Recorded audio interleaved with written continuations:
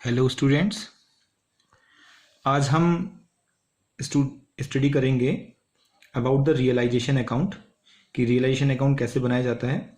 The basic concept of the realisation account. तो सबसे पहले हम जानते हैं कि इसका नेचर क्या है। The realisation account is a nominal account. तो रियलाइजेशन अकाउंट क्या है? एक नॉमिनल अकाउंट है जिसको कि केवल at the time of dissolution इसलिए बनाया जाता है कि हम क्या कर सकें, अकाउंट्स का सेटलमेंट कर सकें। तो हम करते क्या है बेसिकली रियलाइजेशन अकाउंट बनाने के लिए? हम सारी की सारी एसेट्स को एक ऐसे नॉमिनल अकाउंट में ट्रांसफर कर देते हैं जिससे कि एसेट्स की वैल्यू जीरो हो जाती है। ध्यान रखें, एसेट्स के क्या होते हैं? डेबिट बैलेंस होते हैं। और हम रियलाइजेशन में उन्हें क्या करते हैं, रियलाइजेशन अकाउंट को डेबिट यानी कि रियलाइजेशन को डेबिट करके एसेट्स को क्या कर रहे हैं, हम क्रेडिट कर रहे हैं, जिससे कि उनकी बुक वैल्यू जीरो हो जा रही है। फिजिकल एग्जिस्टेंस जीरो नहीं हो रहा, उनकी क्या हो रही है, बुक वैल्यू जीरो हो जाती है। इसी तरह से हम क्या कर रहे हैं, लाइबिलिटी साइड, आउटसाइड लाइबिलिटी को क्या करते हैं, हम डेबिट कर देते हैं और रियलाइजेशन को क्या कर रहे हैं, हम क्रेडिट कर रहे हैं। तो लाइबिलिटी को क्रेडिट करने से अगेन उनकी बुक वैल्यू क्या हो रही है, जीरो हो रही है। फिजिकल एग्जिस्टेंस उनका अभी भी है, यानी कि अभी तक हमने लाइबिलिटी का पेमेंट नहीं किया, लेकिन क्योंकि बुक में ही खत्म किया हमने बुक में अपनी सारी एसेट्स और सारी लाइबिलिटी खत्म कर दी, लेकिन उनका एग्जिस्टेंस अभी भी है, लेकिन बुक्स में अब उनके नाम के साथ वो एसेट नहीं जानी जाएंगी। तो ये ध्यान रखना, रियलाइजेशन में एक बार जब एसेट्स को या लाइबिलिटी को ट्रांसफर कर दिया जाता है तो उस एसेट्स का या उस लाइबिलिटी का दोबारा नाम कभी भी बुक्स में नहीं आता है। ये बात ध्यान रखें। once we transfer the all assets and all liabilities of a firm, then further there will be no name will appear in the books of accounts, यानी कि assets and liability का कोई नेम बुक्स में appear नहीं होगा। बात clear हो गई। एसेट्स हमने ट्रांसफर कर दी है, उसके बाद लाइबिलिटी ट्रांसफर कर दी। मैंने स्टेप भी लिख रखे हैं, स्टेप 1, ये मैं अभी आपको क्लियर करूंगा। तो फिर होता क्या, उनका फिजिकल एग्जिस्टेंस तो अभी भी है ना। तो फिजिकल एग्जिस्टेंस को क्या किया जाता है, उसके लिए बहुत सारी चीजें, यानी कि एसेट्स हैं तो कोई ना कोई या तो बेच दिया जाएगा या क्रेडिटर को सौंप दिया जाएगा, या फिर यानी कि लोन को सेटल करने के लिए सौंप दिया जाएगा, या फिर पार्टनर ले लेगा।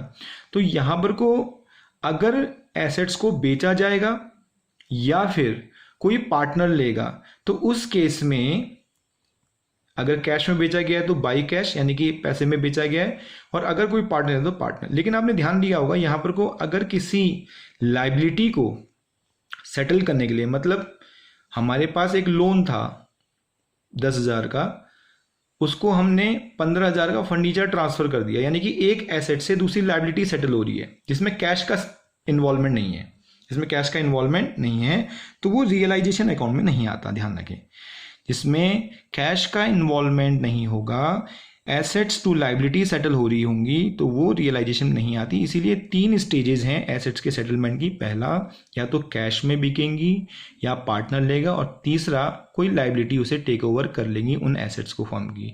अगर कोई लाइबिलिटी फर्म की एसेट को टेक ओवर करती है without consideration of any cash, then it will not appear here in the realisation account. तो 2 ही केस इसमें होंगे। बात समझ में आ गई होगी। उसी तरह से लाइबिलिटी का हमें पेमेंट करना पड़ता है, हमें बहुत सारे पेमेंट करने पड़ते हैं। तो जो भी फर्म पेमेंट करेगी तो टू कैश या बैंक करके आएगा, और अगर पेमेंट फर्म नहीं करती है, पार्टनर कहता है कि मैं आपकी लाइबिलिटी का पेमेंट कर दूंगा, तो हमें वो पैसा यानी कि हमें कैश की जगह पार्टनर को क्रेडिट करना पड़ेगा, क्योंकि कहीं ना कहीं पैसा तो देना ही पड़ेगा। अगर हम लाइबिलिटी को पैसा नहीं देंगे तो फिर किसको देना पड़ेगा, हमें पैसा पार्टनर को देना पड़ेगा, फ्री में तो पार्टनर लेगा नहीं। तो ये तीसरा स्टेप यानी चौथा स्टेप ये रहेगा। तो बस 4 ही स्टेप है इसमें। पहले एसेट्स और लाइबिलिटी को ट्रांसफर करना है, फिर क्या करना है, हमें एसेट्स को बेचना है या पार्टनर ले लेगा उसको देखना है, फिर लाइबिलिटी का सेटलमेंट करना है। अब उसके बाद बैलेंस देखेंगे। अगर हमारी डेबिट साइड ज़्यादा आती है तो लॉस हो जाएगा, और क्रेडिट साइड ज़्यादा आएगी तो गेन हो जाएगा, प्रॉफिट हो जाएगा। अब मैं आपको बताता हूं कि जो मेन चीजें हैं इसमें ध्यान रखने वाली वो क्या क्या हैं। जब while there are certain things which we have to consider at the time of transferring the various assets and liabilities to the realization account which are very crucial। तो उसको हम थोड़ा सा समझते हैं कि क्या सारी एसेट ट्रांसफर हो जाएंगी, ऐसा नहीं है, देखते जाइए। एसेट साइड में से जितनी भी एसेट हैं उनको हम ट्रांसफर नहीं करते हैं। तो कौन कौन सी एसेट ट्रांसफर होती है उसको देख लेते हैं।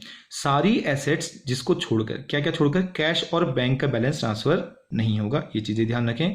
पार्टनर से रिलेटेड कोई अकाउंट अगर आपकी एसेट साइड में है, partners capital account, partners current account या पार्टनर्स लोन अकाउंट, अगर एक्स या वाई पार्टनर हैं, अगर उनका लोन या करंट अकाउंट या कैपिटल अकाउंट दिया है तो उसको भी आपने यहाँ ट्रांसफर नहीं करना है।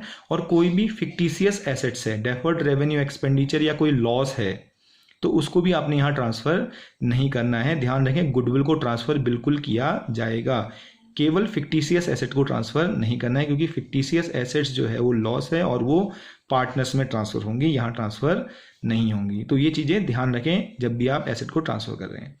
उसी तरीके से लायबिलिटी को ट्रांसफर करते समय ध्यान रखिएगा कि सारी आउटसाइड लायबिलिटी को ट्रांसफर करोगे आप, यानी कि कौन कौन सी लायबिलिटी ट्रांसफर नहीं होंगी, यानी कि पार्टनर से रिलेटेड कोई भी अकाउंट ट्रांसफर नहीं होगा, चाहे पार्टनर का लोन हो, पार्टनर की कैपिटल हो, पार्टनर का फंड हो, पार्टनर का रिजर्व फंड हो, जनरल रिजर्व हो, प्रॉफिट एंड लॉस हो, वो सारी चीजें ट्रांसफर नहीं होंगी, केवल आउटसाइड लायबिलिटी ही ट्रांसफर की जाएंगी। और साथ साथ ध्यान रखें, प्रोविजन फॉर बैड डेट, मैं पहले के वीडियोस में भी बता चुका हूं मेरे चैनल पे कि provision for bad debt is treated as liability, वो लायबिलिटी होती है तो लायबिलिटी में ही ट्रांसफर की जाएंगी।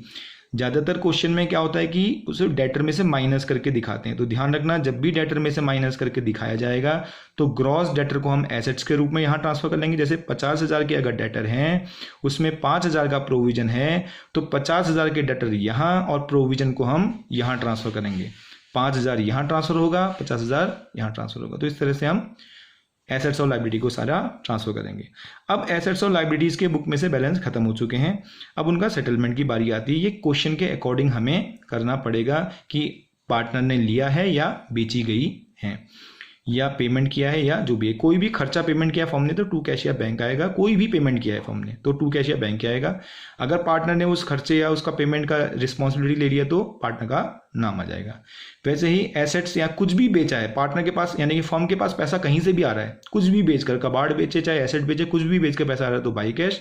अगर उसकी यानी कि वो टेक ओवर कौन कर रहा है, पार्टनर ले लेता है उस चीजों को, तो फिर पार्टनर का नाम आ जाएगा। तो ये चीजें हैं। उसके बाद हम प्रॉफिट और लॉस निकालेंगे। हम एक क्वेश्चन को देखते हैं किस तरह से हम इस क्वेश्चन को कर सकते हैं, उसकी ओर आते हैं। देखिए एक क्वेश्चन को हम देखते हैं। यहाँ पर देखिए ये क्या है, 41 नंबर का क्वेश्चन है। A and B are partners in the firm sharing profit and loss 2:1 on 31 December 2016 their balance sheet was as follows. तो हमारे पास लाइबिलिटीज भी हैं और एसेट्स भी हैं। तो पहले स्टेप में मैंने आपको बताया था कि हमने एसेट्स को ट्रांसफर करना है। ये सारी की सारी लाइबिलिटीज हैं, ये एसेट्स हैं। तो कौन कौन सी एसेट ट्रांसफर होंगे उसको भी हम बताएंगे, पहले पढ़ लेते हैं।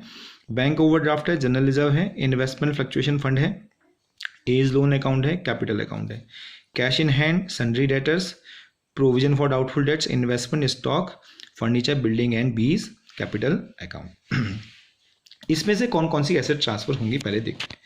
देखिए मैं पहले बता चुका हूँ कि कैश इन हैंड, कैश या बैंक के बैलेंस ट्रांसफर नहीं होते, तो हम इसको भी ट्रांसफर नहीं करेंगे।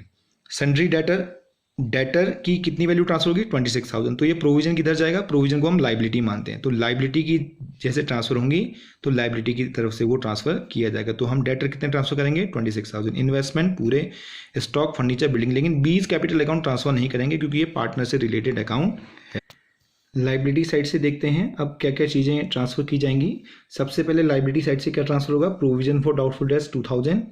बैंक ओवरड्राफ्ट के लिए ध्यान रखिएगा, बैंक ओवरड्राफ्ट के लिए आप क्या कर सकते हैं, या तो इसको ट्रांसफर कर सकते हैं, अदरवाइज बैंक अकाउंट भी इसका बना के हम इसका क्रेडिट बैलेंस शो कर सकते हैं। लेकिन उस केस में फिर हमारे पास कैश इन हैंड अवेलेबल है, तो हम ऐसा करेंगे कि कैश अकाउंट बना सकते हैं और बैंक ओवरड्राफ्ट को कहाँ ट्रांसफर कर दें, सीधे सीधे लाइबिलिटी मान के, आउटसाइड लाइबिलिटी मान के ट्रांसफर कर देंगे रियलाइजेशन अकाउंट में। तो दो चीज़ें ट्रांसफर हो जाएंगी, प्रोविजन, बैंक ओवरड्राफ्ट।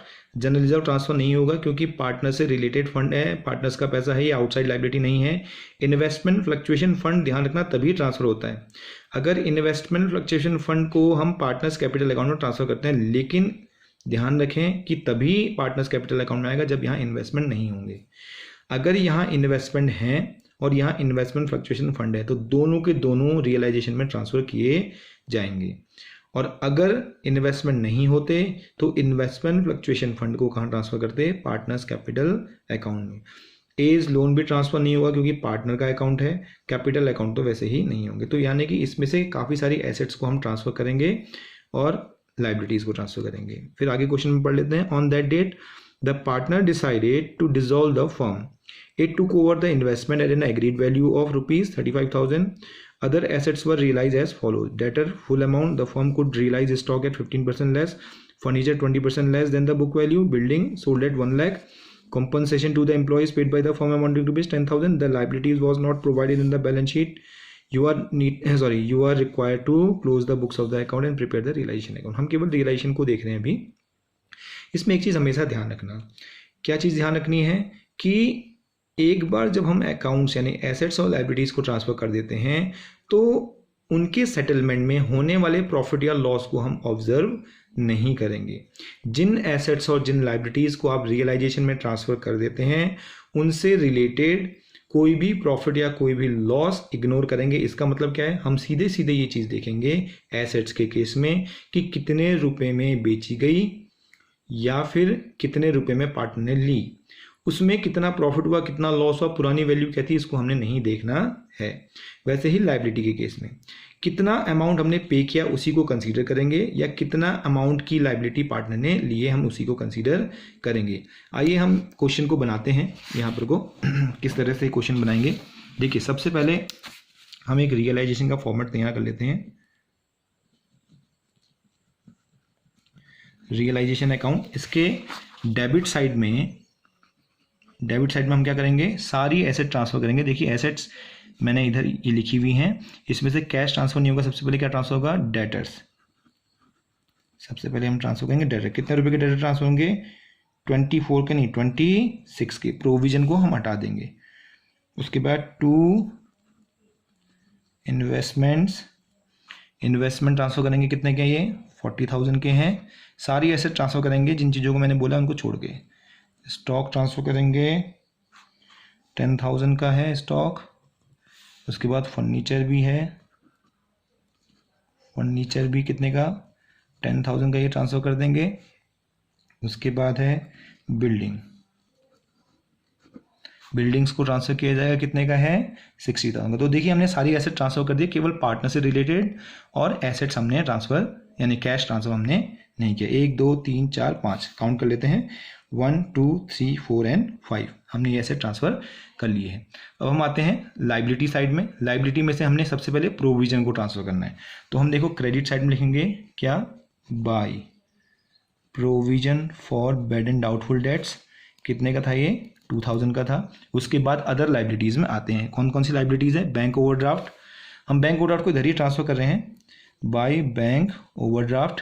हो सकता है कि किसी क्वेश्चन में इसको अलग से इंडिपेंडेंट अकाउंट बनाया गया हो, लेकिन इसको इसमें भी ट्रांसफर कर सकते हैं क्योंकि हमारे पास कैश का बैलेंस अवेलेबल है, तो हम कैश अकाउंट बनाएंगे। ठीक है, 30,000। उसके बाद जनरल रिजर्व ट्रांसफर नहीं कर सकते। इन्वेस्टमेंट फ्लक्चुएशन फंड ध्यान रखना ट्रांसफर करना पड़ेगा क्योंकि इन्वेस्टमेंट अवेलेबल थे। इन्वेस्टमेंट फ्लक्चुएशन फंड, इसकी वैल्यू थी 20,000।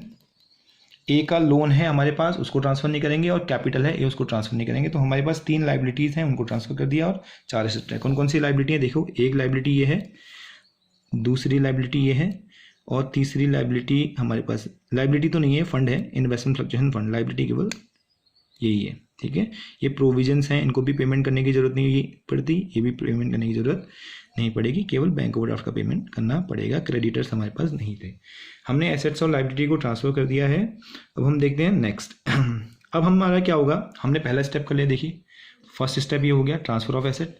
सेकेंड स्टेप हो गया क्या, लाइबिलिटी को ट्रांसफर करना। अब उसके बाद हम ये जो एसेट ट्रांसफर किए हैं इनको सेटल करेंगे, बेचेंगे, जो भी होगा। तो देखते हैं क्या होता है, वो बाई साइड में ही आएगा, जितने में भी बेचा है। A took over the investment at an agreed value of 35,000। अब हमें ये नहीं देखना है कि कितने का लॉस हुआ, कितने में प्रॉफिट हुआ। तो इन्वेस्टमेंट 35,000 में ले लिया, बस इससे ही हमें कंक्लूड करना होगा कि 35,000 से ए से लेने हैं। यानी कि अब आप ये देखोगे कि इन्वेस्टमेंट 40 के थे भाई, 35 में ले लिया, 5 का लॉस हो गया, ये नहीं देखना हमें। जो एसेट्स हमने कहाँ ट्रांसफर कर दी, रियलाइजेशन में ट्रांसफर कर दी, उसके रिगार्डिंग हम किसी भी तरह का प्रॉफिट या लॉस नहीं देखेंगे।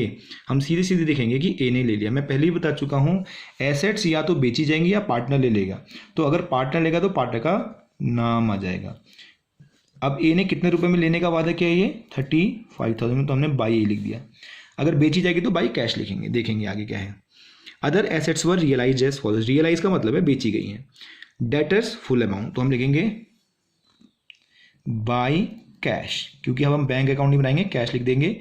डैश कर दिया हमने, क्या क्या बिक रहे हैं, नाम लिख देते हैं डेटर्स। ध्यान रखना है नाम नहीं लिखा गया, कैश के रूप में कैश ही आएगा, लेकिन किस चीज़ का पैसा मिल रहा है। डेटर से फुल अमाउंट, डेटर देखो कितने के थे, 26 के थे, तो 26 पूरे ही हमें मिल गए हैं। देखते हैं debtors the firm could realise stock at 15% less. अब देखिएगा स्टॉक की जो वैल्यू थी 10,000 थी, तो हमें ये नहीं देखना कि कितने का लॉस हुआ, हमें देखना है कि कितने रुपए मिला। 10,000 का 15% लेस मिला है हमें, तो 15% 1500 होता है, तो यानी कि मिला कितना हमें, इसका मतलब है स्टॉक में से 1500 रुपये अगर हम घटा दें तो हमें स्टॉक में से कितने मिले होंगे, 8,500 रुपये। तो हम लिख देंगे स्टॉक 8,500। इसी तरह से देखिए stock at 15% less, furniture 20% less, वही फर्नीचर का हाल है, फर्नीचर में 20% का लॉस हुआ है, तो फर्नीचर में से कितने मिलेंगे हमें, 8,000। फर्नीचर में से कितने मिलेंगे, 8,000, तो ये टोटल कैश मिल रहा है।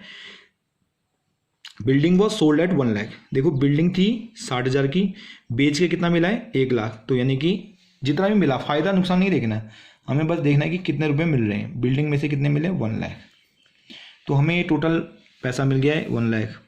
Compensation to employees paid by the firm, ये पेमेंट है, अभी हम एसेट को देख रहे हैं तो इसको अभी थोड़ी देर में छोड़ देते हैं, थोड़ी देर के लिए। The liabilities was not provided in the book, चलो इतना ही है, केवल हमारे पास इतनी ही एसेट थी। अच्छा ये एसेट तो रिकॉर्डेड थी, डेटर स्टॉक फर्नीचर बिल्डिंग, देखो debtor stock furniture building investment इन्हें ले ली थी, तो 5 एसेट का हिसाब किताब हो गया है। कुछ ऐसी एसेट्स भी हो सकती हैं जो कि रिकॉर्डेड ना हो, अगर वो भी बेची जाती हैं या पार्टनर लेता है तो वो भी उनका यही केस होता है, तो उसके लिए कोई नई चीज़ नहीं है। अगर वो बेची जाएंगी तो ही बाई कैश आ जाएगा, जितने में भी बेची गई, और अगर वो पार्टनर ले रहा था तो बाई पार्टनर का नाम आ जाएगा। तो कोई भी एसेट हो, चाहे रिकॉर्डेड एसेट बेची जा रही है तो भी बाई कैश या बाई पार्टनर आएगा, और अनरिकॉर्डेड जो रिकॉर्डेड नहीं थी वो भी बेची जाएंगी तो उसके लिए भी बाई कैश या बाई पार्टनर आएगा।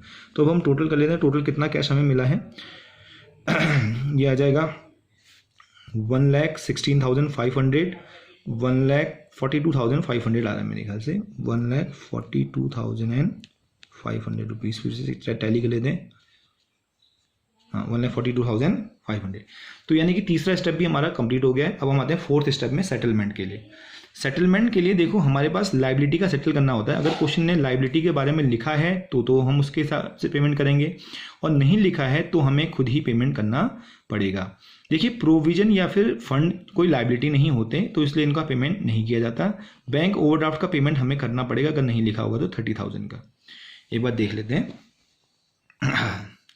हमारे पास इसके रिगार्डिंग कोई भी एडजस्टमेंट नहीं है कि पेमेंट हुआ है नहीं हुआ है बैंक ओवरड्राफ्ट का, लेकिन एक अनरिकॉर्डेड लाइबिलिटी है, the liabilities was not provided in the books balance sheet. वो क्या है, एम्प्लॉयज़ को पे किया गया 10,000 कॉम्पनसेशन। तो मैं आपको फिर से बता दूं कि कोई भी पेमेंट है, चाहे रिकॉर्डेड पेमेंट है चाहे अनरिकॉर्डेड है, पेमेंट किया गया है तो हम कैश लिख देंगे उसमें। जो भी पेमेंट किया गया कितने का, 10,000 का। ये 10,000 भले ही पुरानी बैलेंस शीट में नहीं थे, लेकिन पेमेंट करने पड़ रहे हैं तो हम पेमेंट लिखेंगे। अगर पार्टनर पे करता है इसकी जगह तो पार्टनर का नाम आता।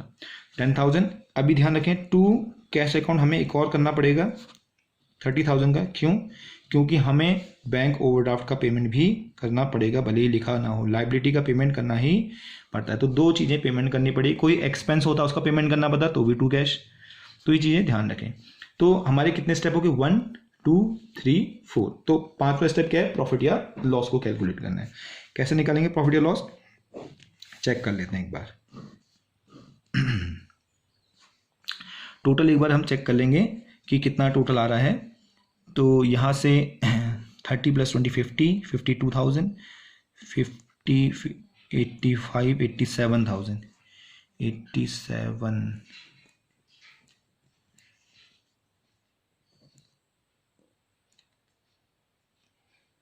2,29,500 शायद इसका टोटल आ रहा है। फिर से टैली कर देते हैं, 500 5 6 7 8 9 4 3 7 2 9 10 11 12 कैरी 1, ठीक है। 2,29,500 इस साइड का टोटल आ रहा है, 2,29,500 इस साइड का टोटल आ रहा है। देखते हैं कितना इसका प्रॉफिट आएगा। अब हम आते हैं इसके बैलेंस की तरफ को, कितना बैलेंस हमारे पास आ रहा है। ये आ गया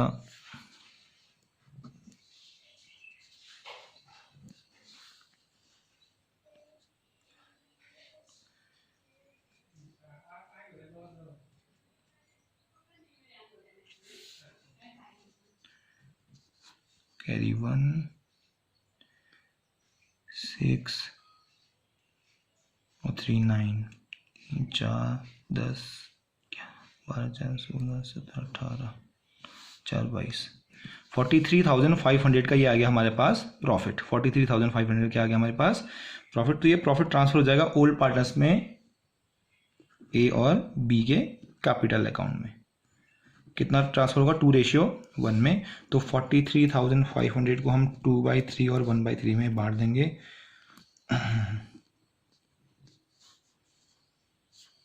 29,000 और 14,500। तो ये आ गया। इस तरह से हम बनाएंगे रियलाइजेशन अकाउंट। केवल 5 स्टेप है इसमें, ध्यान रखें। इस तरह से हमारा रियलाइजेशन अकाउंट प्रिपेयर होगा। Thank you very much.